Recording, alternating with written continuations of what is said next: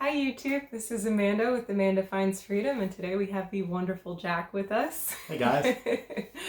We're going to be responding to an article that I found about raw veganism. The article I think is 2 or 3 years old, but honestly it's got a very mixed bag in my opinion. Some of the things that they say in this article are correct, but then maybe the conclusion that they draw from what they just said is not necessarily reality.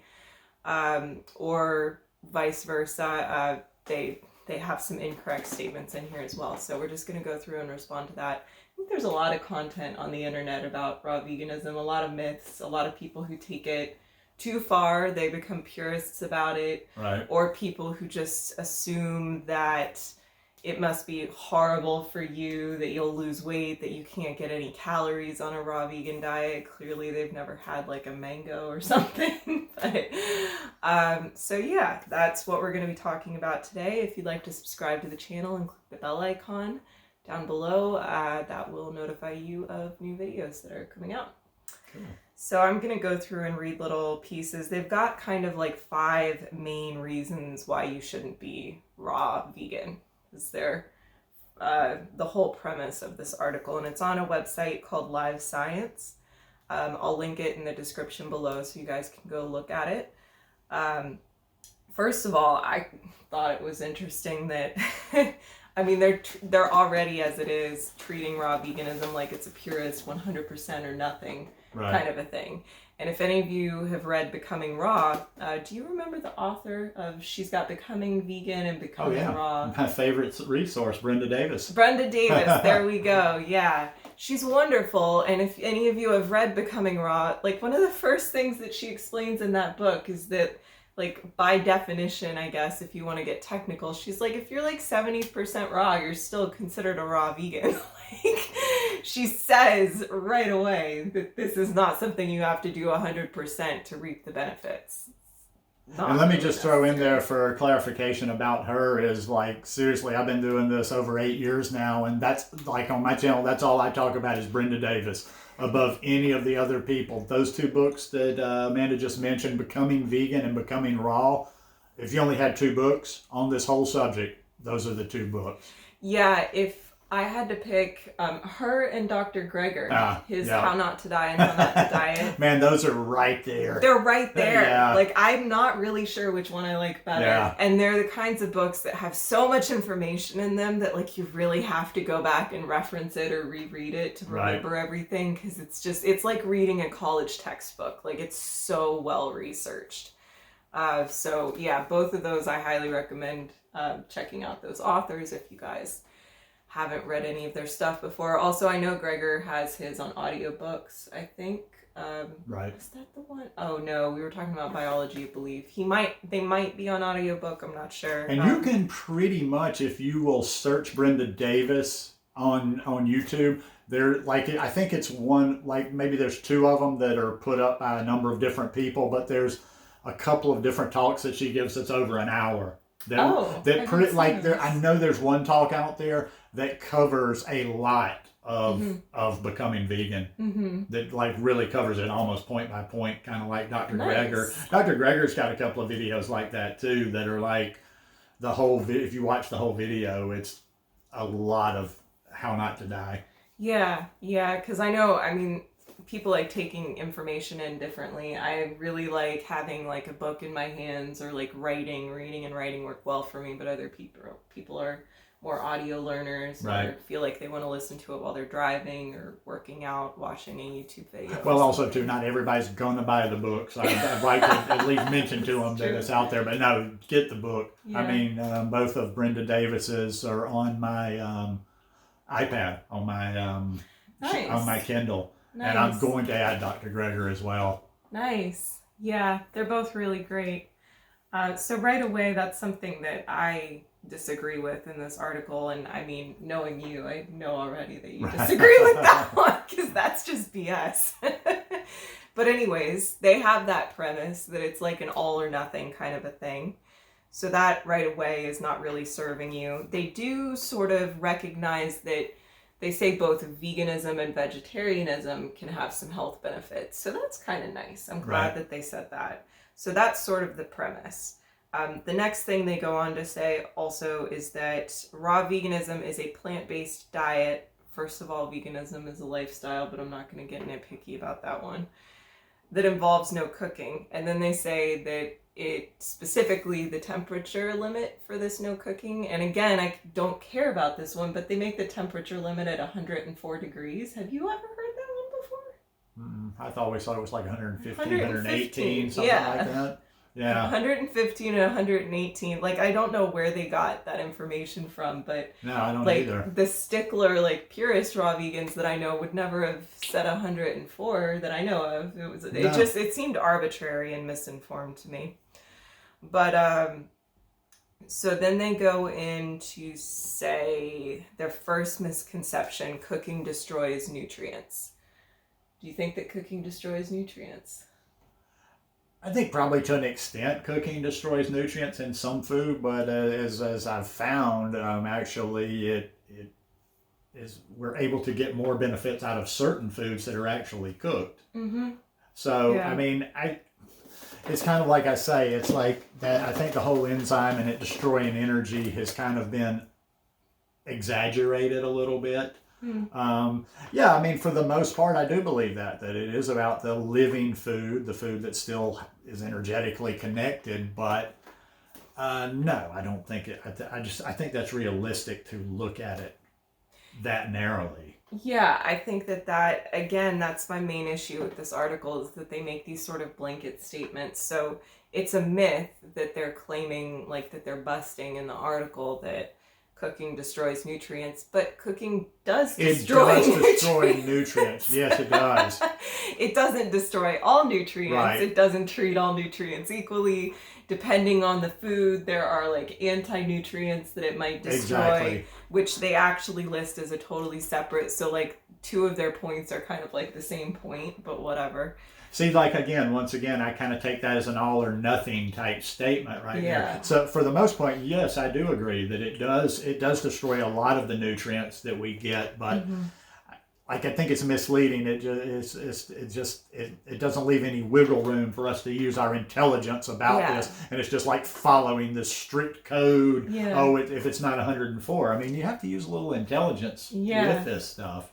Yeah, it shouldn't be such a polarizing concept, right? Because the answer really is it depends, which is kind of the answer for all of the things that they're talking about in this article. So it's very frustrating to see raw veganism presented in a way where there's no wiggle room or anything. Because obviously there's a lot of information about certain types of foods that are better if you cook them, or it's also up for debate if you cook them and, for example, the fiber is broken down more, and the cell walls are broken down more, so you're better able to access certain nutrients. I don't know. I'm not saying that it's good or bad, but I am saying that is a question that we don't have an answer to. We don't really know if that is actually a good thing. To have, like, for example, if tomatoes are cooked, to have an excessive amount of lycopene that we can gain access to that we wouldn't normally have access to. I don't know if that's a good thing. I really don't. And I'm sure that the answer to that is also it depends. Right. That would be my guess. They do reference that vitamin C and certain B vitamins are lost in cooking, which I appreciate. But another thing that I had an issue with is that there are certain benefits to having actual raw fiber as opposed to cooked fiber. There's a certain way that, since the cell walls break down when you're cooking, there's certain ways that raw fiber feed your gut microbiome that cooked fiber just can't replicate. Right. So, I mean, if, like, nothing against cooked food, I'm just saying, like, at least have both. Like, acknowledge that there are actually benefits of that. So then the next one, right in line with the other one, cooking destroys enzymes. Oh, it definitely does. I mean, it definitely destroys enzymes. That's I think that's just a proven fact. Yeah. I think the only controversy comes in is where how many enzymes do we have and how many do we have, because we don't replace our enzymes, or they don't naturally replace.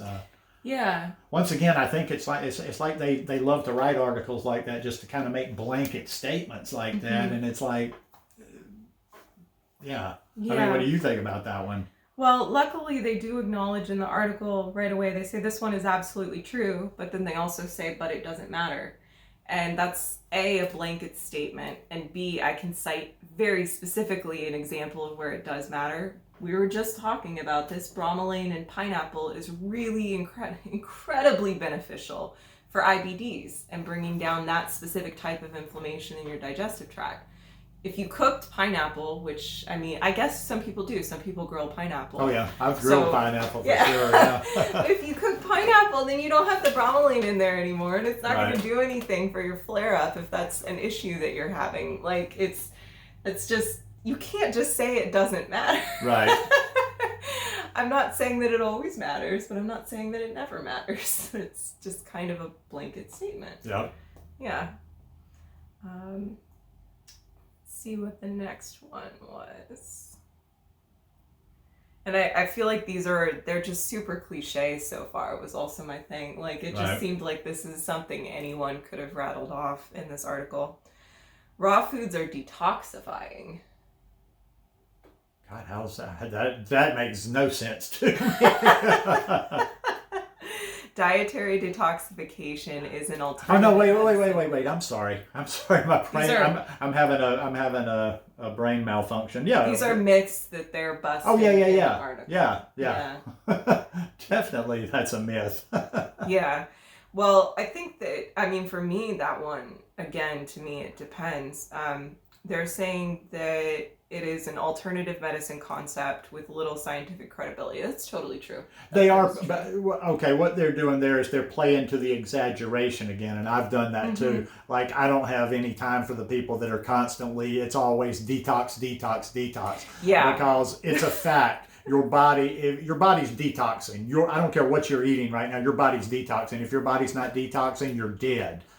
So, I mean, that's for you. So it's always detoxing, but, like there are a lot of raw vegans that just believe it's always about detox and what have you. So after a certain amount of time, it's not even so much that the food is detoxifying. It's like we were talking about something yesterday, and I don't even remember what it was, is getting out of your way.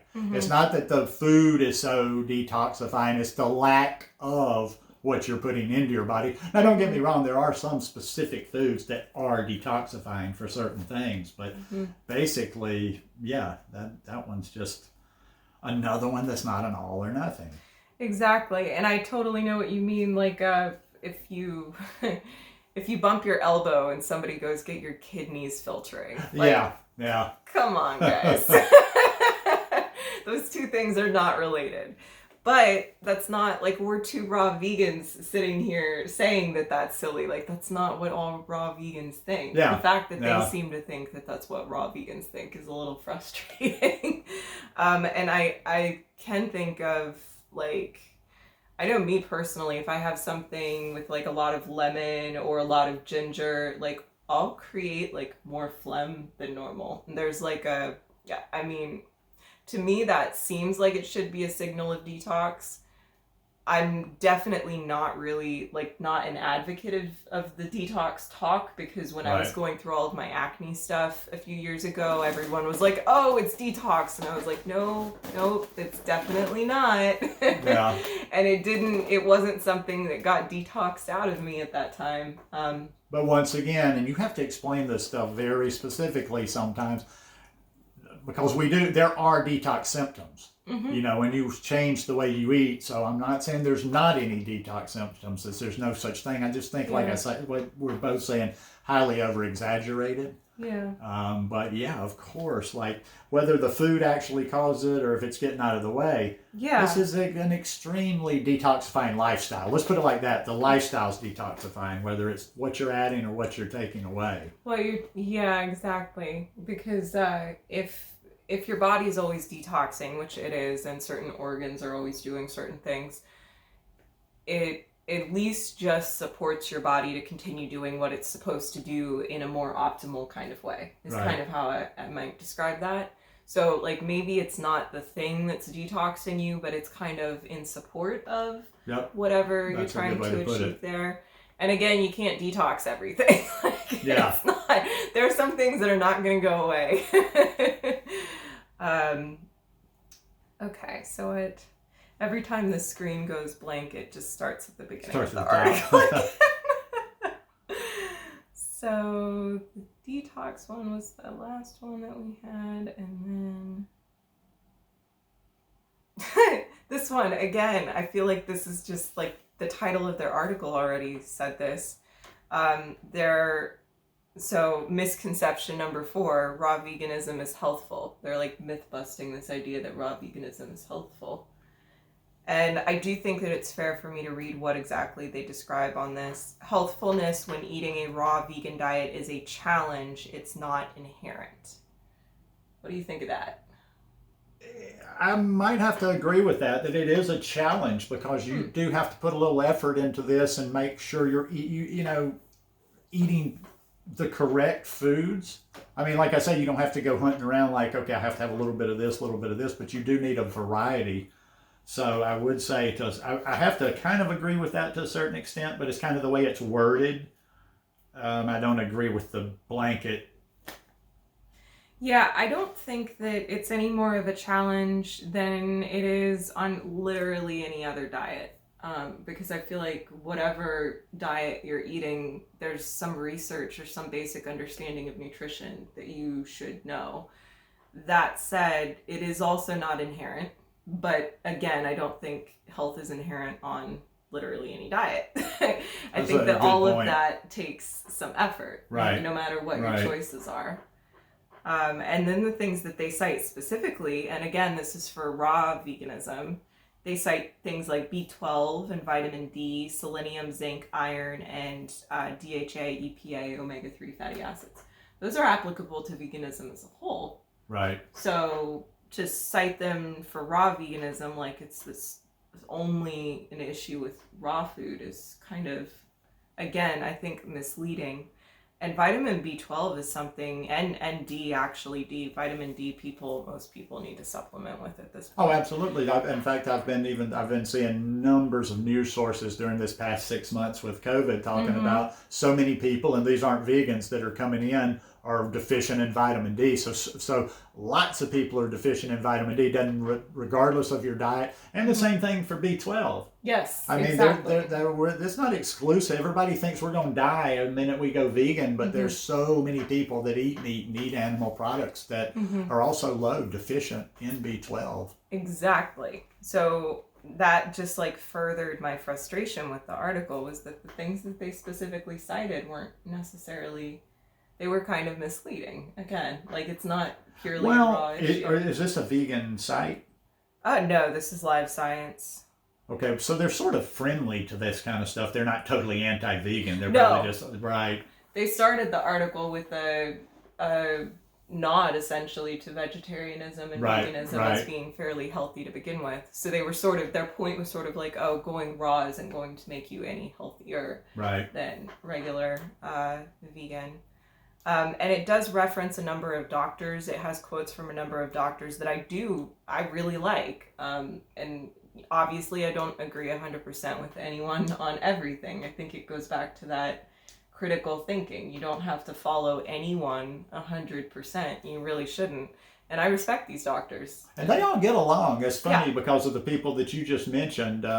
I know that Dr. Greger talks with Brenda Davis and vice versa. And I know that Dr. Greger, while doesn't do a raw diet and not necessarily a proponent of a raw diet, he doesn't diss it either, and he agrees with her on a lot of issues on that. And he actually even talks about the value of a lot of the nutrition in raw food. So it doesn't always have to be this hard-headed either or way. There's different paths. We all kind of choose our way. He's all about the science, man. Yeah. Like, just whatever the science supports. And the science supports things like berries in addition to beans. And like I say, I've mentioned this before in my videos. Dr. Greger is probably, those two are just like this to me. So even though he's mostly cooked, Dr. Greger is one of my main sources. So yeah. I know what I was going to say. I take the information from Dr. Greger and I read his stuff religiously. And I extrapolate that to how I do my raw food diet. Like, with the sprouts. Like, Dr. Greger's big on legumes. I still like to keep it as raw as possible, so I started sprouting the lentil sprouts, and that's, but yeah, both those people just phenomenal sources. Yeah, they're both really great. So the last one, raw only foods are natural, and then they go on to say that raw vegans claim no other animal cooks food. One can just as well say that no other animal combines their kale and clover with tropical bananas in a high-speed blender to make foods more palatable and digestible. Or that no other animal plays chess. Judging what is natural is a slippery slope. It goes on to reference, obviously, different cultures in different parts of the world. Some of them eat like even a predominantly meat-based diet, or different tribes that live in far-reaching areas. But I also think that these are, again, extremes and kind of odd examples because they're the answer so often is it depends. And it's also, sometimes it's just, it is what it is for survival, but if you look at them, you don't have any, there ain't no blue zones in the Arctic. In other words, where people, there's places where people survive on meat because, they're crazy cold, but they ain't blue zones. Yeah. So I don't know, we could get into we could go way down a rabbit hole and talk about if it was our natural diet. Yes, maybe it was our natural diet thousands of years ago when we lived in the tropics. You're not gonna, I'm sorry, if you're in Antarctica, I'm open. I want to see that first fully raw vegan in Antarctica, so it's kind of like this whole natural diet thing. Yeah, I think it's natural to our body. I don't need anybody to tell me. I can feel, like, I know I'm 56 years old. I just know how my body's felt when I was over here. I know how my body feels when I'm over here. And I've also noticed how it's evolved feeling since I've been vegan and since I've been raw, with the ways I've changed and the different things that I've added to that. Yeah. I think that of course a lot of raw foods are natural, but I'm not going to sit here and say that my Vitamix is naturally occurring. Right. And that one was actually pretty funny. Like, it's, I get it. It's not, but we're also doing raw in sort of a modern society. We're not wandering around the jungle happening across some ripe once again, bananas. those natural people that you like to reference, however long ago, a lot of those people didn't live out of their 30s. So, okay, maybe it was not. I think a lot of things we've done through human history have been because of our circumstances, our surroundings, and we just adapt as human beings. I think if we all were still at the tropics, we probably would still all be eating fruits and vegetables. I think that's part of what makes it so confusing to try to draw conclusions based on what we see historically our species having done. Because historically, what our species did for most of the time it's existed is survive. Right. And at this point, we've got a certain stability for ourselves, if that continues, that allows us to question more so, okay, how do we actually thrive instead of just survive? But we don't really have any proof, historically, of what that would look like, because the focus has never been on that. It's always been on survival. So the blue zones are probably the closest thing we have to that kind of proof. But that's a very current thing. Like, those are actively happening.